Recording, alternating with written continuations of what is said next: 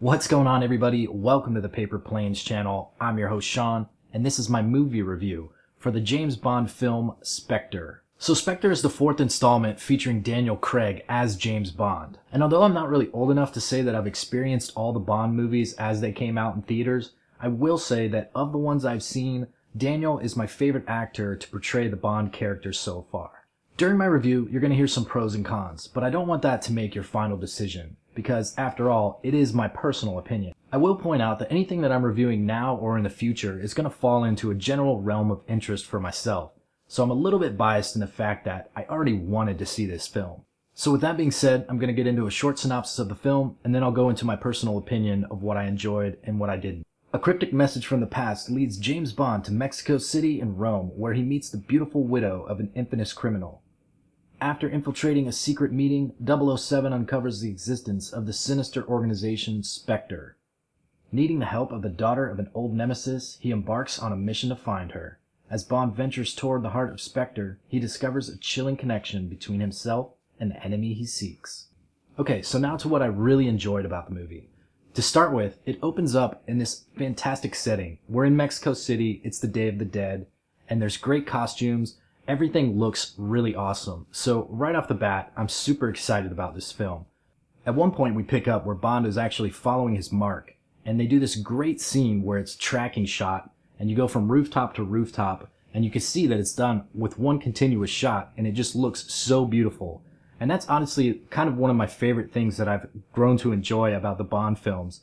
When you go to the theater, you expect to see some amazing scenery. You know they're going to great locations. You're going to see beautiful cars, beautiful people, beautiful scenery, just everything that you wish you could enjoy yourself, except for the violence and killing, but maybe not the sex. You might want to enjoy some of that. Which actually reminds me, if you guys have children and you're thinking about bringing them to this movie, I really can't see any reason why you wouldn't. Sure, there's some violence, but it's not really over the top. You don't see any gore. There's no nudity. I can't really think of too many curse words, if any. If they do deliver them, they're expertly delivered, so you don't really notice it. It just seems natural. So there's nothing gratuitous about this movie at all. And I think if you brought your children, they'd be okay. But you're the parent, so you do the decision making on that end. Alright, so back to the things that I enjoy. I love the fight scenes. The fight cinematography and the sounds are just perfect. It really takes you into the atmosphere itself. You believe what you see and what you hear. It's not over the top, but it seems raw. Sure, nobody's going to take like 20 punches to the face like some of these guys do, but at the same time, the fights aren't so drawn out that they were sometimes in the past, and 007 isn't always facing insurmountable odds. He just tries to evade and escape the situation instead of go Rambo on everybody and try to kill hundreds of enemies that are trained killers as well, because it's just insane. And since we're talking about how much I enjoy the combat scenes, I need to give accolades to the main henchman that serves under the enemy's superpower. So this guy is an assassin who actually exceeds a level and takes over as the main assassin through some pretty unconventional methods. And what I really love about the main henchman is you know that these are the ones that are going to be doing all the fighting, because Bond has this systematic formula. The evil villain is just like a pencil pusher. He's like micromanaging everybody else around him. So you know that when it finally comes down to it, he's not really going to do too much personally to Bond. It's everybody else that works underneath him. So there's always this one like mini boss type character that's beating down on Bond. And that is this guy. But as much as I liked him, it's also a downside to the movie as well, because it just reconfirms everything that you always know that's formulaic about Bond.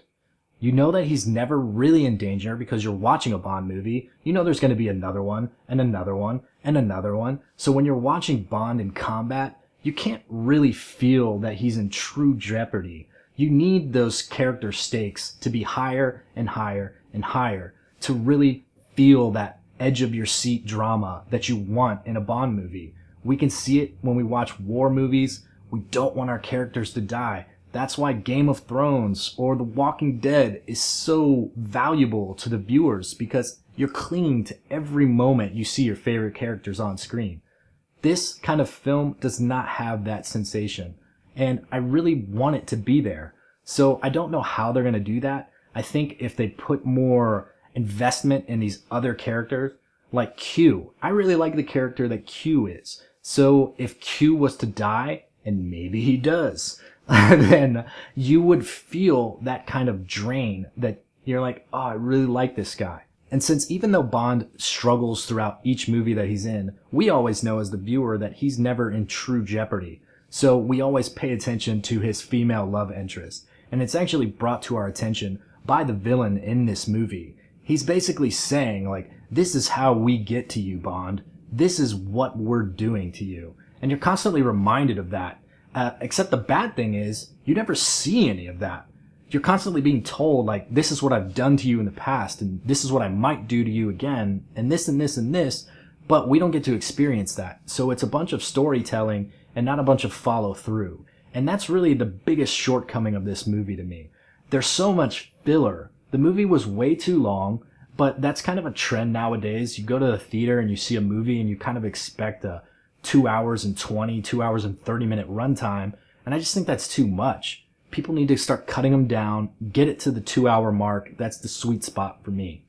But when I'm sitting there and I know that the runtime is that long, I'm actually, as a viewer, I'm watching and saying, like, they could cut this out completely. It doesn't matter. But why did they leave it in there? And I don't know the answer to that. I guess it's because it's like, hey, we spent so much money on this, it'd be a crime to cut it out of the scene. So they keep it and they do whatever. You know, that's their decision. But I think at the end of the day, it's a negative thing in the film. So yes, back to the main villain and why I feel he's a disappointment. When I saw the previews and the trailers featuring Christoph, I knew 100% that because of his status, he's a main villain.